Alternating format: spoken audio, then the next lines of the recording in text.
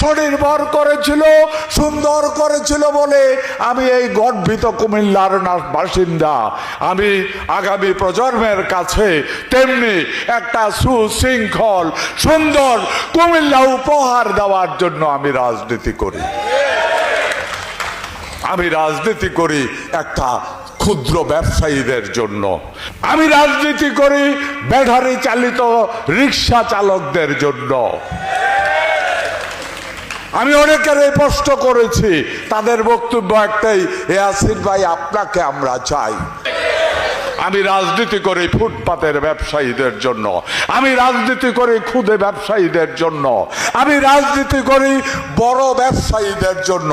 তারা বিশ্বাস করে, তারা মনে ধারণ করে, লালন করে আমি ইয়াসিন যদি রাজনৈতিক মাঠে থাকি, যদি আমি নির্বাচিত হই, তাহলে অন্তত তারা এই জুলুম নির্যাতন থেকে তারা রেহাই পাবে।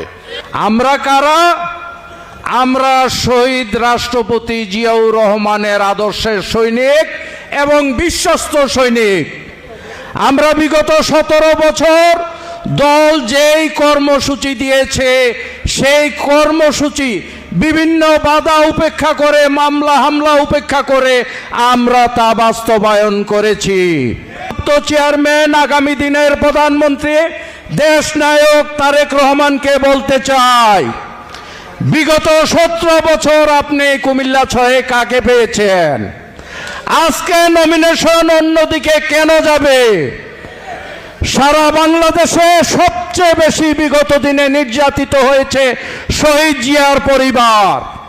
কুমিল্লা 6-এ নির্বাচিত হয়েছি আমরা হাজী আমিনুর রশিদ ইয়াসিন, হাজী আমিনুর রশিদ ইয়াসিনের সাথে যেসব নেতাকর্মী ছিল তারা। তাহলে ধানের ছড়া আজকে বর্গীদের কাছে কেন? আমি মাননীয় ভারপ্রাপ্ত চেয়ারম্যান, আপনি যেহেতু আমাদের অভিভাবক, আমি আপনার কাছে জানতে চাই, আমি দলের একজন ক্ষুদ্র কর্মী, আমি দলে না থাকা একই কথা, কিন্তু এই দলের ভিতরে আমার শ্রম ঘাম আছে, এই আদর্শকে আমি ভালোবেসে এতদিন লালন করেছি। কেন আজকে আমি দেখব বর্গীদের কাছে ধানের ছড়া, ষড়যন্ত্রকারীদের কাছে ধানের ছড়া, ফ্যাসিস্টের কাছে ধানের ছড়া, ফ্যাসিস্টের দূষরদের কাছে ধানের ছড়া? হাজী আমিনুর রশিদ ইয়াসিন সাহেব 17 বছর আমাদের দুঃসময় ছিল, এই ঋণ পরিশোধ করার সময় এসেছে। আমরা ঋণ পরিশোধ করবো ইনশাল্লাহ। আমরা হাইকমান্ডকে বুঝাই দেব, আপনারা কুমিল্লা মানুষের পালস বুঝেন নাই। আমরা সঠিক ছিলাম, আন্দোলন সংগ্রাম যে ছিল তার সাথে আমরা সংগ্রামীরা ছিলাম। আন্দোলন করবেন ইয়াসিন ভাই, আর নমিনেশন দেব মন্যা।